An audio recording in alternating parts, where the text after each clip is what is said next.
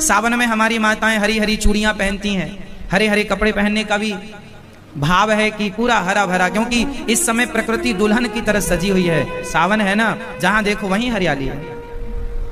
प्रकृति नेचर अपना श्रृंगार खुद से करती है। प्रकृति पृथ्वी माता अपना श्रृंगार खुद से करती है। कहीं ये फूल खिला है सफेद कलर का, कहीं लाल कलर का, सारी जहां गर्मियों में बंजर दिखता था, सूखा दिखता था, वहां सब जगह हरा भरा है।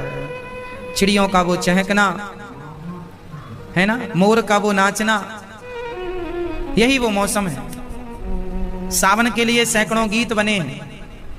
पतझड़ सावन बसंत बहार, एक बरस के मौसम चार। सावन के कितने हम लोग गीत गाते हैं। अब झूलन महोत्सव चलेगा। हरियाली तीज के दिन बिहारी जी सोने के झूले में बैठते हैं। ठाकुर जी अब सिंगार ठाकुर जी का झूलन महोत्सव चालू हो जाएगा। अब से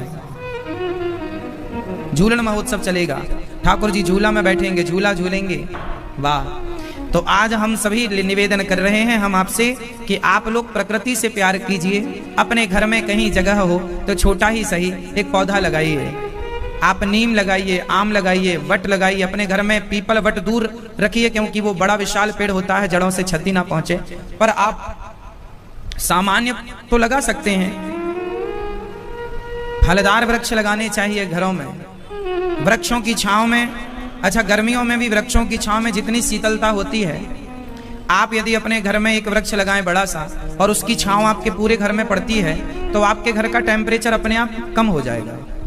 इसलिए हम सभी का यह धर्म है कि हम प्रकृति से प्यार करें। हमारे त्योहार, हिंदू मान्यता, हिंदू धर्म, ये प्रकृति से प्यार करने वाला धर्म है। हम हिंदू लोग प्रकृति की पूजा करते हैं। कई लोग कहते हैं हिंदू लोग बेवकूफ होते हैं। क्यों? अरे बोले मूर्तियों की पूजा करते रहते हैं। इन लोगों को हिंदू धर्म का कोई नॉलेज नहीं है, पूर्ण ज्ञान नहीं है। आधा ज्ञान अधूरा ज्ञान कचरा होता है। अध गगरी छलकत जाए, जो आधी गगरी होती है ना वो छलकती ज्यादा है। हमारे हिंदू धर्म में हम केवल मूर्तियों की पूजा नहीं करते मेरी माँ। हम लोग किस किस की पूजा करते हैं, अब जरा सुनिएगा। एक दूसरे धर्म वाले होते हैं ना, हिंदुओं को छोड़ दो आप, तो दूसरे धर्म वाले जो होते हैं वो लोग क्या करते हैं, वो लोग केवल अपने एक की पूजा करते हैं। वो कहते हैं हम एक की पूजा करेंगे, जबकि हमारे यहाँ किस किस की पूजा होती है सुनो। हमारे यहाँ वृक्षों की पूजा होती है। पीपल की पूजा होती है, वट वृक्ष की पूजा होती है। आंवला नवमी के दिन विशेष आंवले की पूजा होती है। कार्तिक के महीने में आंवला नवमी जो आती है, आंवले नवमी को आंवले की पूजा, वट वृक्ष की पूजा, पीपल की पूजा, और ऐसे ना जाने तुलसी की पूजा, ऐसे बिल्व पत्र की पूजा, ऐसे ना जाने और कितने हैं। हमारे यहाँ किसकी पूजा हम कर रहे हैं, बोलो? प्रकृति की, पेड़ पौधों की। ठीक है। दूसरा, हम लोग पहाड़ों की पूजा करते हैं। गिरिराज जी, कामतानाथ जी, ये पहाड़ है। हम पहाड़ों के पुजारी हैं। क्यों? क्योंकि पहाड़ नहीं होंगे, वृक्ष नहीं होंगे तो कुछ भी नहीं होगा। इसलिए हम हिंदू लोग प्रकृति की पूजा करते हैं। हम नदियों की पूजा करते हैं। हमारे यहाँ गंगा को माता कहते हैं, गोदावरी को, यमुना को, सरयू को, सरस्वती को। हम किसकी पूजा? प्रकृति की पूजा। हम समुद्र की पूजा करते हैं, गंगा सागर।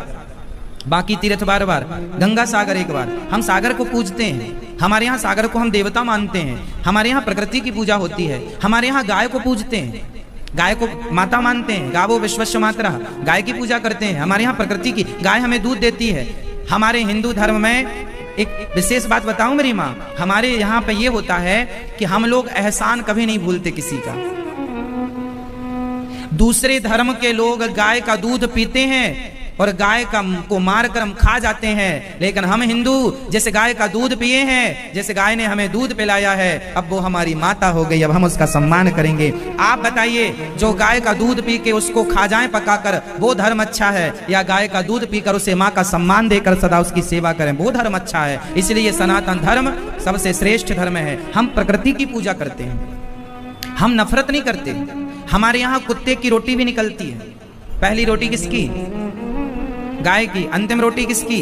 हम लोग कुत्ते की भी रोटी निकालते हैं कि कुत्ता भी भूखा ना रहे। हाँ या ना? हमारी पूजा और देखिए, हम और किसकी पूजा करते हैं? हमारे यहाँ कहते हैं मातृ देवो भव, माँ भगवान होती है, माँ की पूजा करो। पितृ देवो भव, पिता भगवान होता है, पिता की पूजा करो।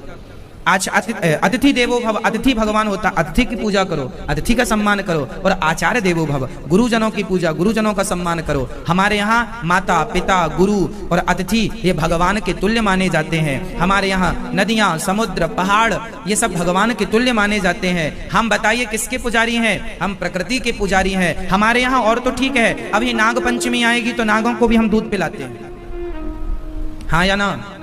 दुनिया के किस धर्म में नाग को दूध पिलाने की परंपरा है?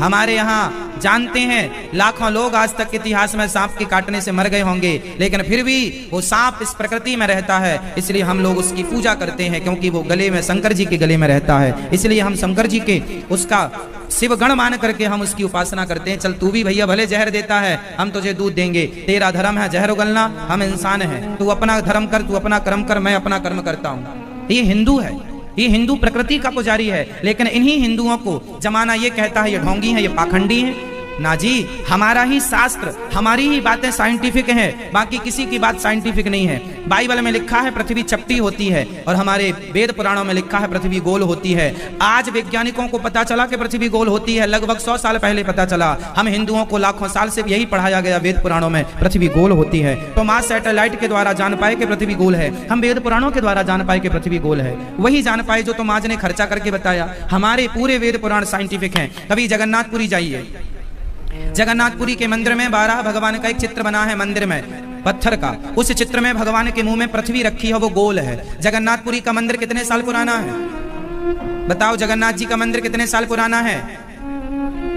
आपके बाप दादों से सुना होगा जगन्नाथ जी के बारे में, उनके बाप दादों से उनने सुना होगा, उनके बाप दादों से उनने। हजारों साल पुराना है साहब जगन्नाथ जी का मंदिर। हजारों साल पहले वो मंदिर बनाया गया। उस मंदिर में, जगन्नाथ भगवान के मंदिर में 12 भगवान के मुख में, यहाँ दांतों के बीच में पृथ्वी रखी हुई है, वो गोल है। हम हजारों साल पहले से जानते थे पृथ्वी गोल है। दुनिया आज चिल्ला रही है पृथ्वी गोल है, तुम आज जान रहे। हमारे यहाँ भागवत जी में एक सब्जेक्ट है भूगोल, जो हम लोग भूगोल पढ़ते हैं, ये भूगोल भागवत जी में है ऑलरेडी, पहले से, हजारों साल पहले से।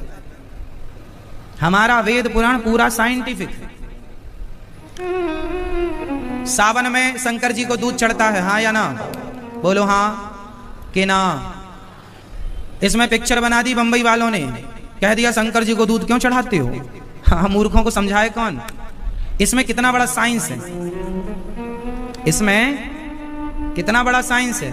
आप में से कौन बताएगा कि शंकर जी को दूध क्यों? इस शंकर जी को दूध चढ़ाने का साइंस क्या है?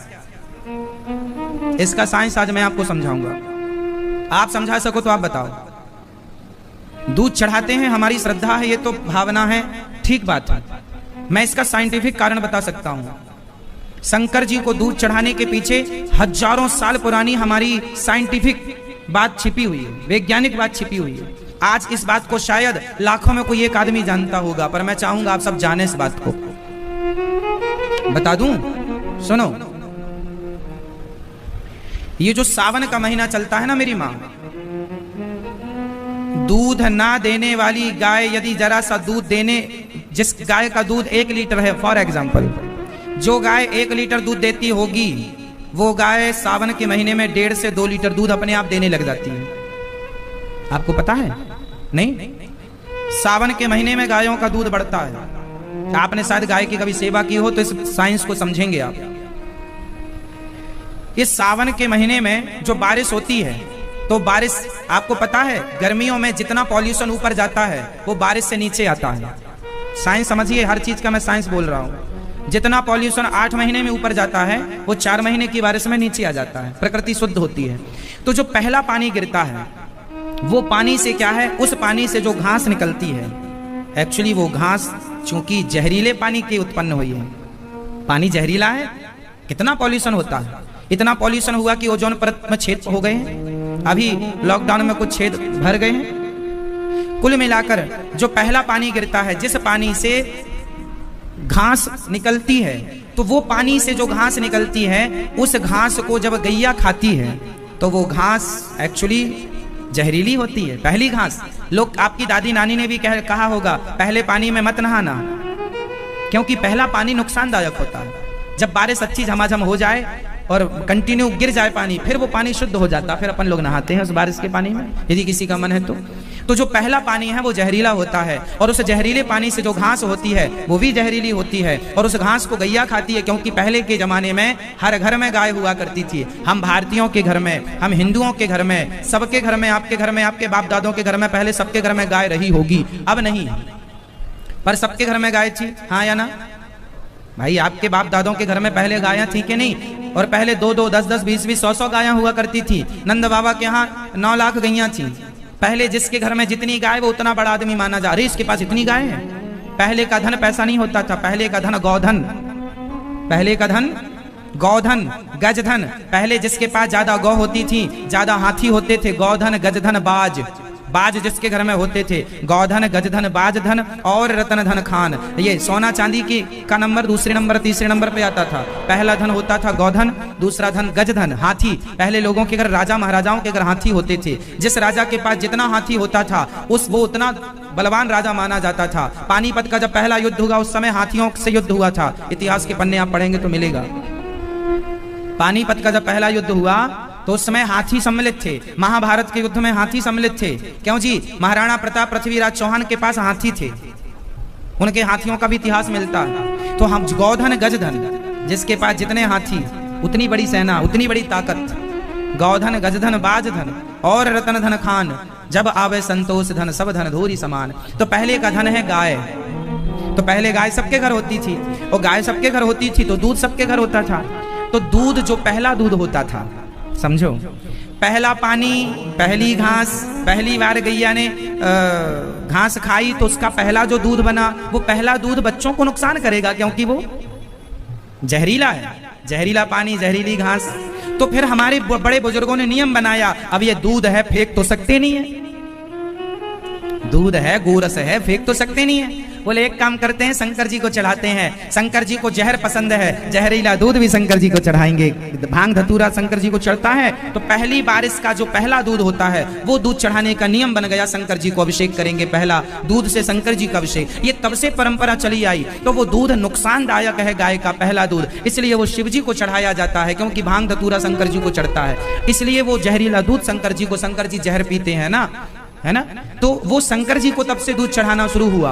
अब ये मूर्खों, पिक्चर बनाने वालों को पता ही नहीं कि शंकर जी को दूध क्यों चढ़ाते हैं। इतना बड़ा साइंस, अब इनके बाप दादे ये साइंस तक पहुंचेंगे? इस साइंस तक पहुंच पाना सबके बस की बात नहीं है। हमारे ऋषि मुनियों ने, हमारी सनातन संस्कृति ने हमें तो केवल बना बनाया परोस के दे दिया है, पूरा पूरा नियम बना दिए हैं साहब, नियम। कितना बड़ा साइंस है हमारे यहाँ का। साइंस और जानोगे? हमारे यहाँ का साइंस समझो। वो जनवरी में एक त्योहार होता है, मकर संक्रांति। बताओ, मकर संक्रांति के दिन लड्डू कौन से बनते हैं? जोर से, जोर से। तिल, तिल के लड्डू। तिल के लड्डू में क्या मिलाते हैं? हाँ, गुड़। अब बताओ, मकर संक्रांति जब पड़ती है उस समय सर्दी होती है कि गर्मी होती है? जोर से, सर्दी होती है। जनवरी मतलब सर्दी, और वो माघ का महीना के हम लमसम होते हैं आसपास। मकर संक्रांति आई, तिल का लड्डू बना। तिल, तिल का नेचर क्या है? तिल ठंडी होती है, गर्म होती है? तिल गर्म होती है, और गुड़ गर्म होता है। तिल गुड़ के लड्डू बना बना के सबको बांटे जाते हैं, खिलाए जाते हैं, ताकि सर्दी का प्रकोप कम हो जाए, हम लोग स्वस्थ रहें। देखो, स्वास्थ्य के लिए तिल सबसे ज्यादा कैल्शियम तिल में होता है, वो भी व्हाइट तिल। कैल्शियम का स्रोत सबसे ज्यादा कहाँ है? हाँ या ना? यदि आप मेडिकल साइंस जानते हैं तो मेरी ये बात जान जाएंगे। सबसे ज्यादा कैल्शियम चूना में, चूने के साथ तिल में, काली तिल या सफेद तिल, दोनों तिल में पर्याप्त कैल्शियम होता है। तिल का हम लोग सेवन करते हैं। तो तिल के लड्डू इसलिए बनाए जाते हैं कि भारतीयों, तुम पिज्जा बर्गर खाने वालों, तिल खाया करो तो कैल्शियम की गोलियां नहीं खानी पड़ेंगी। ये जो घुटनों का दर्द लेके बैठी हो मैया, तिल रोज 1 चम्मच खाओगी तो घुटनों का दर्द नहीं होगा। अब तुम पिज्जा बर्गर, चाउमीन बर्गर खाने लग गई हो, खड़े होके पानी पीने लग गई हो। हमारे यहाँ साइंटिफिक है हर चीज। हमारे यहाँ खड़े होके पानी नहीं पीना चाहिए। हमारे आयुर्वेद हमें समझाता है खड़े होके पानी नहीं पीना। खड़े होके पानी पियोगे तो बुढ़ापे में घुटनों का दर्द कोई डॉक्टर ठीक ही नहीं कर पाएगा। खड़े होके पानी पीने से घुटनों में दर्द होता है। लेकिन आजकल कौन समझाए आपको? कौन समझाए? अब खड़े होके पानी नहीं पीना, घुटनों में दर्द होगा, कोई नहीं डॉक्टर ठीक कर सकता। पानी हमेशा कौन कौन बैठ के पीता है और खड़े होके कौन पीता है? पानी हमेशा बैठ के। कुछ नियम अपने लिए बनाओ, ये आपके भविष्य में काम आएंगे, ये बच्चों को सिखाओ। दूध खड़े होके पी सकते हैं, दूध खड़े होके पी सकते हैं, पानी बैठ के पीना चाहिए। 1 चम्मच 2 चम्मच तिल हमेशा खाना चाहिए। इसलिए हमारे यहाँ साग सब्जियों में भी तिल का यूज होता है, क्योंकि कैल्शियम भरपूर मात्रा में। बूढ़ों को तो रोज 1 चम्मच तिल फाँकना ना चाहिए। खाओ, बढ़िया चबाओ, पानी पियो जरा सा। कैल्शियम की गोलियां नहीं खानी पड़ेंगी। साइंटिफिक हमारे यहाँ का पूरा सिस्टम। आज पहला दिन है, सो आज मैंने ये बताया, आगे और आएंगी बातें, हम बताते चलेंगे। आज अमावस्या है, तो हरियाली अमावस्या की आप सभी भारतवासियों को लाख लाख शुभकामनाएं, बधाई हो। आप पर सदा प्रकृति की कृपा बनी रहे, गोविंद की कृपा बनी रहे, और आप सभी ये सीखें कि हम हिंदू हैं, सनातनी हैं, हम प्रकृति का संरक्षण करेंगे, हम हरियाली से प्यार करेंगे। अपने घर में थोड़ा पेड़ पौधे लगाना सीखो, थोड़ा हरियाली से प्यार करो, है ना मेरी माँ? आजकल लोग नहीं प्यार करते हरियाली से। घर में थोड़ा पेड़ पौधे लगाया करो, अरे गमले में ही लगा लो। हमने तो अपने घर में एक अमरूद का पेड़ लगाया था गमले में, वो खूब फलती थी, खूब खाते थे। हमने अपने बचपन में जहाँ हमें समय मिला, गौरी गोपाल गौशाला में पीपल वटवृक्ष हमने खूब लगाए, हजारों पेड़ लगाए हैं, अभी और लगने वाले हैं बहुत जल्दी। हमने तो 1 करोड़ वृक्ष लगाने का संकल्प लिया है। अब भागवत जी और भगवान जी जब जब पूरा कर दें। पेड़ लगाना है, प्रकृति को बचाना है तो पेड़ लगाना है। जहाँ जगह हो आसपास पेड़ लगाइए, वृक्ष लगाइए। आज हरियाली तीज को, आज हरियाली अमावस्या को आप ये नियम लेंगे, संकल्प लेंगे कि आपको वृक्ष लगाना है। कौन कौन लगाएगा? सावन चल रहा है, 1 वृक्ष कम से कम लगाओ और उसका संरक्षण करो। प्रकृति को हम नहीं बचाएंगे, कौन बचाएगा? हम उजाड़ने में तुले हुए हैं प्रकृति को। जब देखो तब उखाड़ते रहते हैं, उजाड़ते रहते हैं। उजाड़ो मत। आप सभी का बहुत बहुत स्वागत वृंदावन की पावन धरा पर। साइंटिफिक बातें बहुत सारी हमारे शास्त्रों में भरी पड़ी हैं। अब आपको समय मिले पढ़ने का, सुनने का, तो सुन लो, पढ़ लो। भागवत जी बताओ, भागवत जी किसने लिखी? आप बताओ बेटा, आप बताओ, बताओ भागवत किसने लिखी? जिनसे पूछेंगे वही बताएंगे, कोई एक दूसरे की मदद नहीं करेगा। बताओ भागवत किसने लिखी? आप बताओ। हाँ, किसने? हाँ, भागवत जी किसने लिखी है? वेद व्यास जी। अपनी संस्कृति को जानो, अपने धर्म को जानो। मुसलमान के बेटे को समझाना नहीं पड़ता कि भैया कुरान क्या चीज होती है, वो समझ लेते हैं, उनको बचपन से बताया समझाया। लेकिन हिंदू बच्चों को बताना पड़ता है कि राम जी कौन है, कृष्ण जी कौन है। माँ बाप बताते नहीं है, माँ बाप को नॉलेज ही नहीं है। आप अपने धर्म को लेकर जागरूक नहीं हैं। आपसे निवेदन करूंगा कि जागरूकता जरूरी है। बताइए भागवत जी किसने लिखी? वेद व्यास जी ने। वेद व्यास। हमारे टोटल कितने पुराण होते हैं? कितने पुराण होते हैं बताइए? 16। आप बताओ मैया। हाँ? पानीपुरी 12। आप बताओ जी। 12। मैया बताएंगी मेरी माँ। हाँ, ये मैया से सीखो, कुछ 18 है मैया कह रही हैं। बूढ़ों के पास बैठोगे तो कुछ ज्ञान मिलेगा। दिन भर फेसबुक व्हाट्सएप चलाओगे, हर चीज फेसबुक व्हाट्सएप में नहीं होती। कितने पुराण हैं?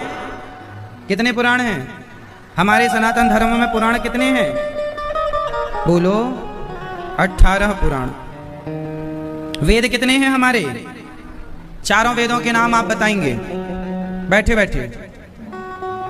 ऋग्वेद, हाँ, अथर्ववेद, सामवेद, ये जो, वाह, तालियां होनी चाहिए। 4 वेदों के नाम याद है। 4 वेद हैं हमारे। अब मैं बताता हूं कि वेदों का जीवन में कितना बड़ा स्थान है। आज जो भी आप पढ़ते हैं वो किसकी देन है, मैं समझाता हूं आपको। शायद आप लोग ये बात नहीं जानते, जानेंगे तो बहुत अच्छा रहेगा। जो हमारे वेद हैं, सामवेद से कौन सा वेद निकला? सामवेद से गंधर्व वेद। जितनी भी हम संगीत सुनते हैं, ये संगीत किस वेद की देन है?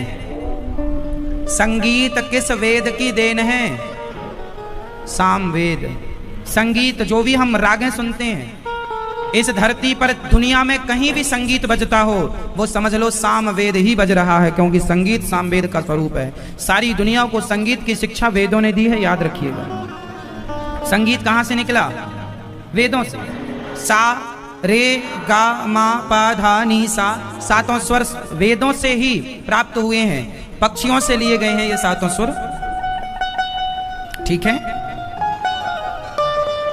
यजुर्वेद से धनुर्वेद निकला है। जितना भी युद्ध के मिसाइलें हैं, जितना भी धनुर्विद्या है, धनुष बाण चलाना, तलवार चलाना, गदा चलाना, भाला चलाना, ये सारा जितना भी शिक्षा है ये यजुर्वेद से निकली है। यजुर्वेद हमें धनुर्वेद सिखाता है। धनुर्बाण, धनुष बाण। हमारे भारत में पहले धनुष बाण से युद्ध होता था, महाभारत इत्यादि, राम रावण इत्यादि। ये मिसाइलें, ये सब इसी का ही एक नया रूप है, अपडेट वर्जन है। महाभारत में भी परमाणु का संधान हुआ था, न्यूक्लियर।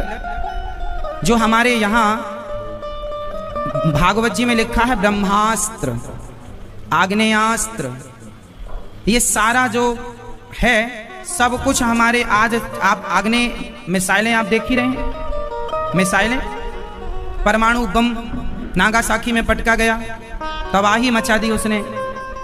यही है हमारे वेदों से निकलने वाली चीजें। हमारे वेद से ही जिस व्यक्ति ने परमाणु बम का आविष्कार किया साहब, उसने ये बताया कि हमने ये बनाने की सोच हमने वेदों से प्राप्त की। महाभारत सुना, उसने महाभारत की कहानियां सुनी कि उसमें ऐसे ऐसे बाण चलाए गए जिससे भयंकर तबाही हुई। उसकी एक परिकल्पना करके उसने एक नई सोच के संग, नई अपनी थिंकिंग के साथ उसने एक आविष्कार किया और खतरनाक आविष्कार कर दिया। ठीक है। तो हमारे यहां वेदों से ही ये सब चीजें निकली हैं। ऋग्वेद से आयुर्वेद निकला है। ऋग्वेद से क्या निकला?